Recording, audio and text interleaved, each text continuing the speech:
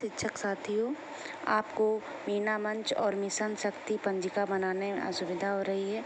मैंने अपने चैनल पे डाला है, लेकिन लोग ये कह रहे हैं कि सही से दिख नहीं रहा है, इसलिए मैंने अपना रजिस्टर दोबारा साझा किया है। आप लोग मेरे वीडियो को पसंद कर रहे हैं, इसलिए आप लोगों का बहुत बहुत धन्यवाद। और आप लोग ऐसे ही मेरे वीडियो को देखिए और मुझे नए नए आइडियाज़ दीजिए, जिससे मैं आप लोगों की सहायता कर सकूं और नए नए वीडियोज़ और बना सकूं। तो ये मेरा रजिस्टर इस प्रकार है।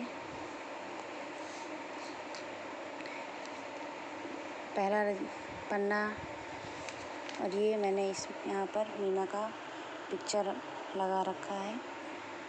सबसे पहले मीना मंच पंजिका बनाने के लिए मीना का परिचय दिया गया है। मीना एक हंसमुख छोटी बच्ची है। वह अपने माता पिता, दादी, भाई राजू और बहन रानी के साथ रहती है। प्यारा मिट्ठू तोता उसका सबसे अच्छा दोस्त है। मीना आस-पास रहने वाली किसी भी छोटी बच्ची की तरह है, लेकिन कुछ मामलों में अलग है। वह सबसे दोस्ती रखती है, किसी से भी सवाल पूछने में नहीं घबराती। मीना ईमानदार और दूसरों का ध्यान रखती है। वह अपने परिवार और दोस्तों की परेशानियों को सुलझाने की कोशिश करती है। ये मैंने अपने विद्यालय में कुछ कार्यक्रम कराए थे, तो उसके पिक्चर यहाँ पे चिपका रखे हैं। फिर मीना मंच का कार्य व उद्देश्य, दिनांक आप लोग डाल लीजिएगा। ये सन 2022 का पूरा रजिस्टर मैंने बनाया है। आज दिनांक को पूर्व माध्यमिक विद्यालय मीना मंच के कार्य एवं उद्देश्यों को लेकर एक सभा का आयोजन किया। कार्य का शुभारंभ माँ सरस्वती वंदना से प्रारंभ हुई। उसके पश्चात छात्राओं ने स्वागत गीत प्रस्तुत किया। तत्पश्चात कुछ बालिकाओं ने गीत प्रस्तुत किया। बालिका शिक्षा जागरूकता फैलाने के लिए नाटक का मंचन किया गया। सुगमकर्ता के द्वारा मीना के बारे में बताया गया, जो एक काल्पनिक है।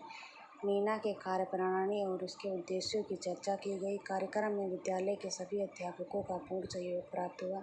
बालिकाओं की शिक्षा, ड्रॉप आउट बच्चों की शिक्षा, पर्यावरण जागरूकता, लिंग भेद तथा विभिन्न हेल्पलाइन का प्रयोग करके अपनी और दूसरों की सुरक्षा करने के बारे में बच्चों को जानकारी दी गई। बैठक का अंत प्रेरणा गीत से किया गया। जो गीत है बात हमारे हक की। इसमें हस्ताक्षर कराना है प्रधानाध्यापक के और सुगमकर्ता के। फिर ये देखिए, यहाँ पे मीना मंच के कुछ पिक्चर मैंने अपने मीना मंच के अच्छे में लगा रखे हैं, तो यहाँ पे मैंने चिपकाए हैं अपने रजिस्टर में। फिर मीना मंच का गठन किस प्रकार करना है और उसको कैसे करना है। बालिकाओं के नेतृत्व तथा अभिव्यक्ति की क्षमता का विकास, महिला सशक्तिकरण के विकास, महिला के लिए तथा विभिन्न कौशलों को विकसित करने हेतु मीना मंच की भूमिका महत्वपूर्ण है। विगत वर्षों में मीना मंच की भूमिका मंचों के माध्यम से बालिकाओं में न केवल जागरूकता आई, अपितु विद्यालय स्तर इस तरीके से यहाँ पे मैंने लिखा है, वर्ष 2022-23 में बालिकाओं की शिक्षा के उद्देश्य साथ साथ उसके सशक्तिकरण के उद्देश्य से मीना मंच का गठन किया जा रहा है। मीना मंच के उद्देश्य, मीना मंच के बच्चों, गुड टच, बैड टच अधिकार, आत्मरक्षा, इस तरीके से यहाँ पे मैंने लिखा हुआ है। आप अपने विद्यालय के में ये रजिस्टर बना सकते हैं, और कुछ असुविधा हो रही है तो आप इससे हेल्प ले सकते हैं। आगे देखते हैं। यहाँ पर मीना मंच का पुनर्गठन वर्ष 2022 और 23, ये देखिए यहाँ पे मैंने पूरा लिखा हुआ है। मीना मंच का पुनर्गठन किए जाने एवं 24 सितंबर को मीना दिवस के रूप में मनाए जाने के संबंध में एक गोष्ठी की आयोजित की गई, जिसमें कक्षा 6, 7, 8 बालिकाओं बालक ने प्रतिभाग किया। प्रबंध समिति सदस्यों, अभिभावकों एवं अन्य प्रतिभाग करने वाली समस्त बालिकाओं में से से निम्नलिखित पदाधिकारियों का चयन कर मीना मंच का पुनर्गठन किया गया। ये मीना मंच के सदस्यों में 20 सदस्य होते हैं, जिसमें से मैंने 14 लड़कियां रखी हुई हैं और 5 लड़के रखे हुए हैं। सुगमकर्ता का नाम और पावर एंजल का नाम। फिर आगे ये उक्त मीना मंच चयन के उपरांत प्रधानाध्यापक द्वारा श्रीमती हरिता गौतम सहायक अध्यापक मीना मंच हेतु सुगमकर्ता नियुक्त करते हुए मीना मंच के बारे में संक्षिप्त परिचय कराया गया। गोष्ठी में यह भी अवगत कराया गया कि प्रत्येक शनिवार को अपराह्न मीना सभा आयोजित की जाएगी, जिससे बालिकाओं की शिक्षा, सशक्तिकरण, स्थानीय मुद्दों पर विचार किया जाएगा। कि महीने के अंत में मीना बैठक का आयोजन किया जाएगा, जिसमें समस्त बच्चे प्रतिभाग करेंगे। इसी संकल्प के साथ आज की बैठक समाप्त हुई। यहाँ पर सुगमकर्ता और प्रधानाध्यापक के हस्ताक्षर आप लोग करा लीजिएगा। ये मीना मंच गठित हुआ था, तो वो पिक्चर लगाई है मैंने, ये देखिए।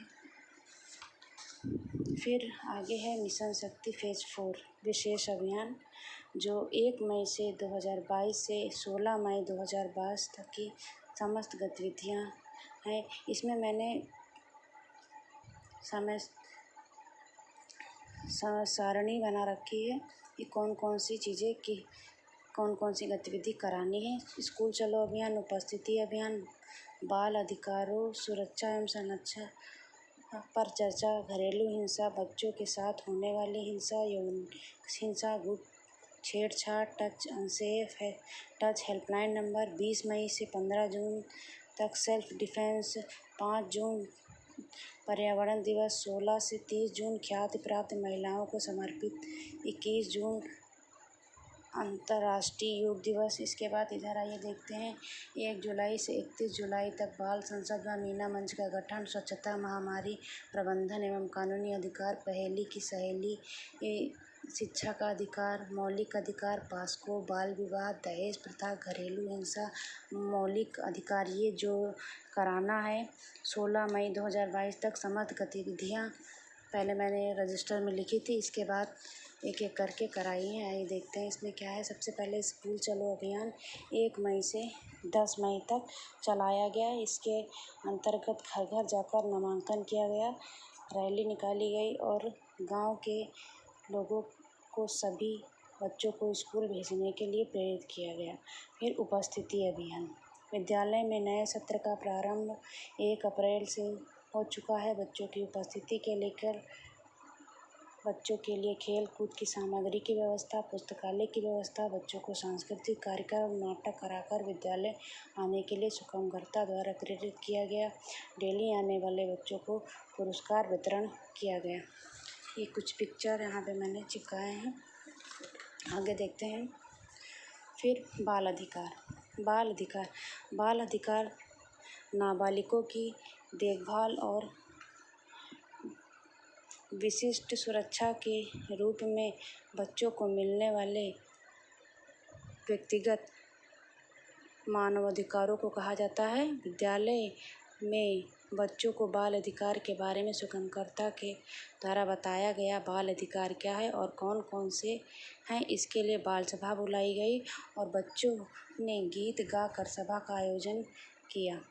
फिर सुगमकर्ता ने बाल अधिकार, बाल श्रम और बाल दुर्व्यवहार के खिलाफत का है, और जिससे वो अपने बचपन, जीवन और विकास के अधिकार को प्राप्त कर सके बताया। सुगमकर्ता ने यह भी बताया दुर्व्यवहार, गैर व्यापार और हिंसा के पीड़ित करने के बजाय बच्चों की सुरक्षा और देखभाल होनी चाहिए। इस तरीके से आप ले सकते हैं। आप जब आप मीना मंच कराइए तो गायन, कविता, नृत्य का प्रस्तुतिकरण भी अपने बच्चों से करा सकते हैं, जिससे बच्चे मीना मंच में बहुत ही उत्साह के साथ करते हैं। फिर बाल यौन शोषण, आज बच्चों को बाल यौन शोषण, गुड टच और बैड टच की जानकारी दी गई और बालिकाओं में सुरक्षा की जागरूकता के लिए हेल्पलाइन नंबर का प्रयोग तथा नंबर याद रखने की जानकारी दी गई। बाल दुर्व्यवहार क्या है सुगमकर्ता ने बताया, कौन करते हैं ये बताया, गुड टच और बैड टच क्या है ये बताया, इसको कैसे लिखना है आप देख लीजिए। सुगमकर्ता ने बच्चों को समझाया, कोई आपको टच करे और अच्छा लगे तो इसे बैड टच कहते हैं। जैसे कोई व्यक्ति आपके प्राइवेट पार्ट्स को गलत तरीके से छूने की कोशिश करे तो ये बैड टच है। प्यार से गालों को खींचे, माथे पर हाथ फेरे, ये सभी गुड टच हैं। गलत व्यवहार के बारे में क्या, helpline number police 112, fire 101, ambulance 108, 102। ये देखिए, ये सब। आगे बढ़ते हैं। सेल्फ डिफेंस 20 मई से 15 जून तक सेल्फ डिफेंस के बारे में शुभंकर्ता ने बताया गया कि सेल्फ डिफेंस में एक तरफ जहां आपको खुद की रक्षा तथा अपनी संपत्ति की रक्षा करने का अधिकार है, वहीं इसकी कुछ सीमाएं भी हैं। सेल्फ डिफेंस में आप किसी व्यक्ति को उतनी ही चोट पहुंचा सकते हैं जितनी बचाव के लिए ज़रूरी हो। मतलब यदि आप सेल्फ डिफेंस में किसी की जान भी ले लेते हैं तो आपको जेल जाने से कोई नहीं बचा सकता। मार्शल आर्ट हमारे विद्यालय में सिखाया जाता है। ये देखिए, सब लड़के, ये मैंने पिक्चर लगा रखे हैं यहाँ पर, और ये फ़ोटो बनाकर मैंने यहाँ पर अपने रजिस्टर में लगाया है। अब आगे देखते हैं। पर्यावरण दिवस, साफ हवा, हरी धरती, नीला आसमान, स्वच्छ पानी, पर्यावरण को सुरक्षित रखने में न करें आनाकानी। बच्चों को यह शिक्षा पर्यावरण की करो सुरक्षा। विद्यालय में 5 जून को पेड़ पौधे लगाए गए। इस अवसर पर प्रधानाध्यापक, अध्यापक तथा गाँव के कुछ लोग और विद्यार्थियों का सहयोग प्राप्त हुआ। अंतर्राष्ट्रीय योग दिवस, विद्यालय में 21 जुलाई तक अंतर्राष्ट्रीय योग दिवस की तैयारी की गई। सभी बच्चों और अध्यापकों ने योग सीखा और व्यायाम विद्यालय में किया। योग के महत्व के बारे में जानकारी प्राप्त की। अंतर्राष्ट्रीय योग दिवस में जो है सभी विद्यालय में योग अभ्यास कराए जा रहे थे। 1 हफ्ते के लिए ये प्रोग्राम चलाया गया था भारत सरकार के द्वारा।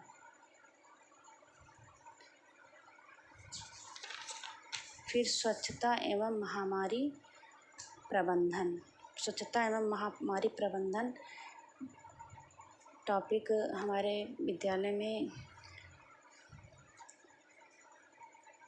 कैसे किया गया। प्रस्तावना लिखी है मैंने सबसे पहले इसमें। किशोरावस्था बालपन और वयस्क जीवन के बीच का समय है। किशोरावस्था 10 से 19 वर्ष तक होती है। उद्देश्य है, इसके उद्देश्य क्या क्या हैं।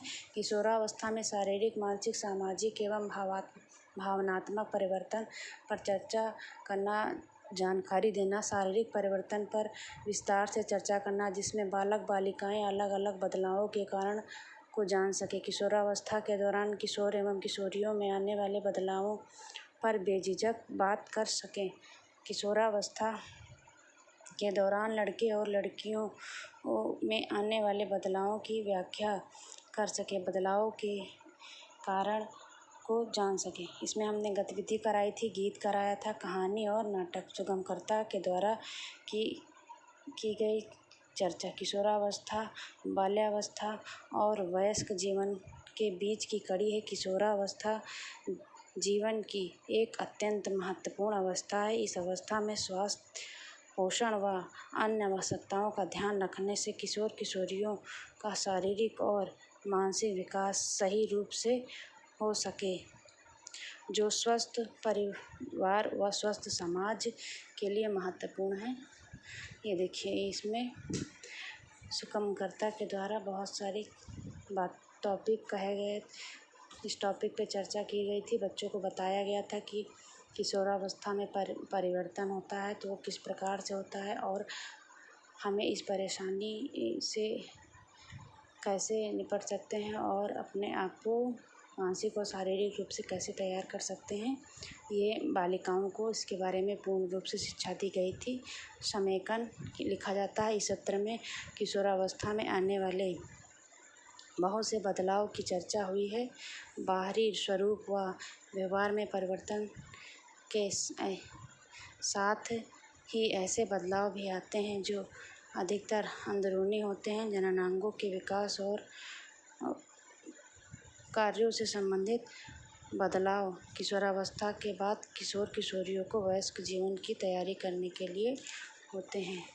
ये देखिए फिर लास्ट में ये किशोर किशोरियों में जो भी जिज्ञासाएँ हों उसके बारे में बड़ों से बातें करनी चाहिए।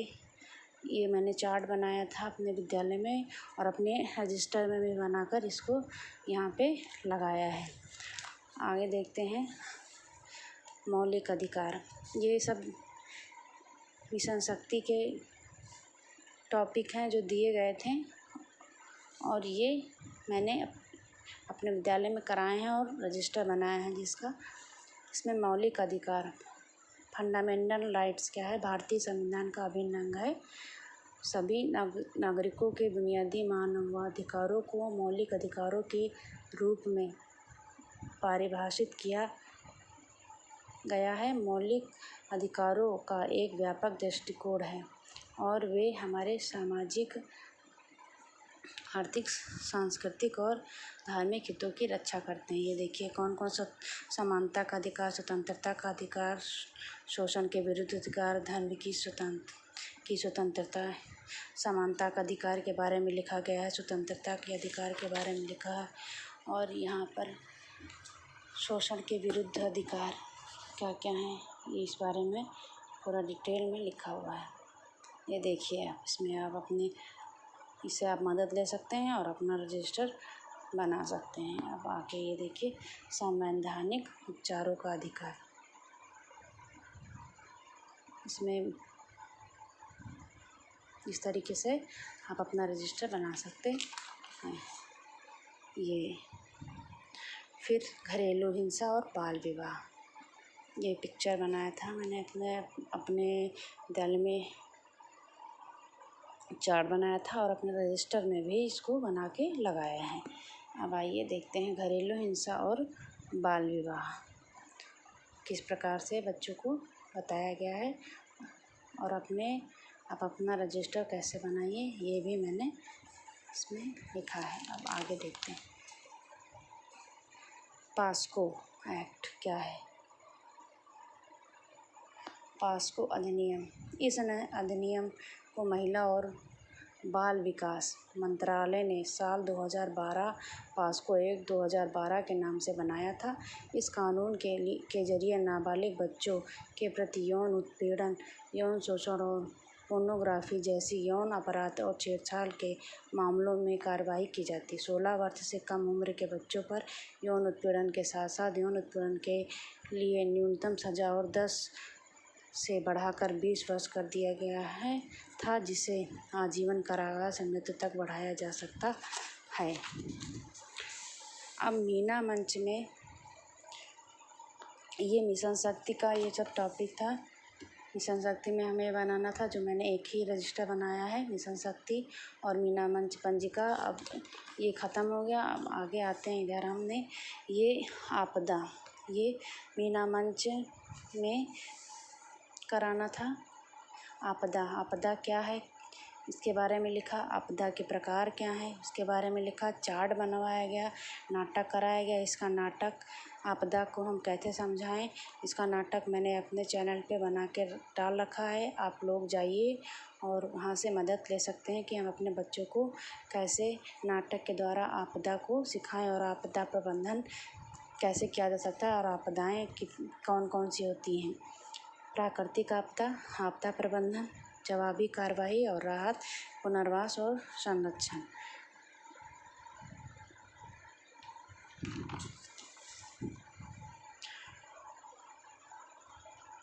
ये कोई भी संकट कब आपदा बन जाता है। ये देखिए यहाँ पे चार्ट बनवा के मैंने बच्चों से चार्ट बनवाए थे तो उसका पिक्चर भी यहाँ पे लगाया है। जब समाज के एक वर्ग पर ये कविता लिखी है, जब समाज के एक वर्ग पर संकट का दुष्प्रभाव इतना ज़्यादा हो जाता है कि वे उस घटना का स्वयं सामना नहीं कर सकते, तो ऐसी स्थिति में यह संकट आपदा बन जाती है। चोट लग जाती है, संपत्ति नष्ट हो जाती है और धन माल की हानि हो जाती है। भूकंप के बारे में लिखा है, ये भी एक प्राकृतिक आपदा है। यहाँ पर इस बच्चे ने भूकंप का चित्र बनाया है। ये देखिए भूकंप पृथ्वी की निचली सतह में अचानक कंपन उत्पन्न होने से धरातल की ऊपरी सतह पर हलचल शुरू हो जाती है और वेग उत्पन्न हो जाता है। वेगों की तीव्रता के अनुसार पृथ्वी की ऊपरी सतह वह धीरे धीरे धंसना शुरू हो जाती है। ये सूखा और उसके उपाय, सूखा क्या है और उसके उपाय, फिर सुनामी क्या है और उसके उपाय, ये मानव प्रेरित व मानव निर्मित आपदाएँ, नाभिकीय दुर्घटना, फिर जैविक आपदा के बारे में लिखा है। मेरा ये वीडियो लंबा हो रहा है क्योंकि आप लोगों को रजिस्टर बनाने में असुविधा हो रही थी, इसलिए मैं इसको आराम से बना रही हूँ। आप लोग देख लीजिए। ये मैंने पिक्चर बनवाया था, चार्ट, इस फोटो लगाया है। फिर नेक्स्ट है गतिविधि कराई कविता अग्नि। घर में आग लगे तो सुन लो, गीले कपड़े से तन ढक लो, बाहर निकलो चिल्ला करके, बाकी सबको सजग करो। आग लगे जब कपड़ों में तो घबरा करके मत दौड़ो, रुक कर नीचे लोट लोट कर आग बुझेगी यह सुन लो। जलता व्यक्ति बचाना हो तो मोटे कंबल से ढक लो, धुआं भरा हो तो नीचे झुक करके बाहर निकलो। आग बड़ी खतरे वाली, ज्वलनशील सब हटा दो। ये गतिविधि आप अपने विद्यालय में बच्चों से करा सकते हैं। बच्चे बहुत आनंद लेके करते हैं।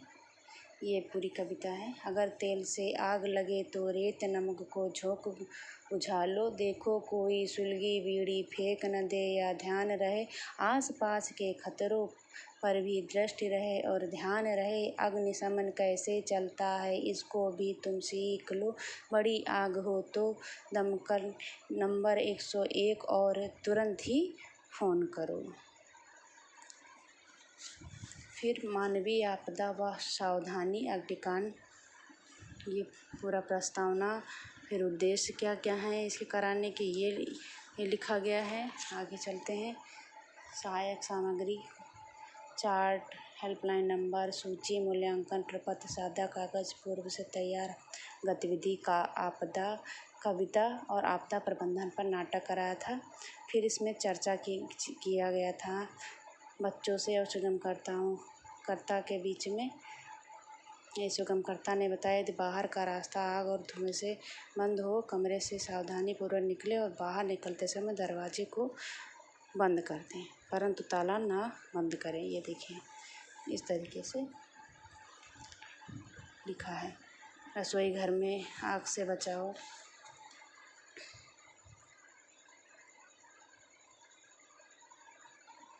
फिर आता है हमारा परिवार व लिंग भेदभाव। इस पे मैंने बच्चों के द्वारा एक नाटक तैयार कराया है, लड़का लड़की एक समान, जो मैं अपने चैनल पे डाल दूँगी, आप लोग देख लीजिएगा। ये देखिए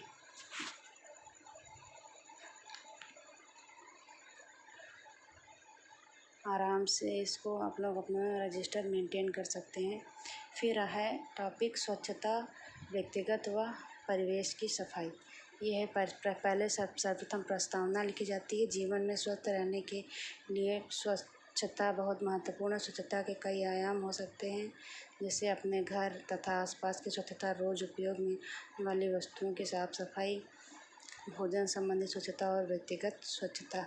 इसके उद्देश्य क्या क्या हैं ये लिखा है,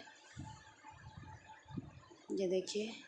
फिर आगे है सामग्री कौन कौन सी, चार्ट पेपर, स्केच पेपर, रबड़, पेंसिल, प्रोजेक्ट कार्य, गतिविधि, नाटक, चार्ट, समूह कार्य। ये व्यक्तिगत स्वच्छता के बारे में। इसमें मैंने चार्ट बनवाया है, नाटक बनाया है और बच्चों से प्रस्तुतिकरण भी कराया है। परिवेशी स्वच्छता क्या होती है, फिर है बच्चों के उत्तरदायित्व क्या क्या हैं, ये भी लिखा गया है। स्वच्छ विद्यालय कार्यक्रम की सफलता और टिकाऊपन के लिए जल एवं स्वच्छता संबंधी सुविधाओं की उपलब्धता के साथ साथ व्यवहार में प्रभावी बदलाव लाना बहुत महत्वपूर्ण है। विद्यालय के प्रसंग में स्वच्छता व्यवहार से तात्पर्य है पीने के लिए सुरक्षित पानी के स्रोत का उपयोग, पेयजल स्रोत के आसपास स्वच्छता तथा उसका रखरखाव। इस तरीके से ये पूरा लिखा है। ये देखिए, अगर आपको मेरा ये वीडियो पसंद आए तो लाइक करें, शेयर करें और मेरे चैनल को सब्सक्राइब करें और मुझे बताएं कि और किस टॉपिक पे मैं वीडियो बनाऊं जिससे आपको सुविधा हो। थैंक यू, धन्यवाद। Thank you for watching.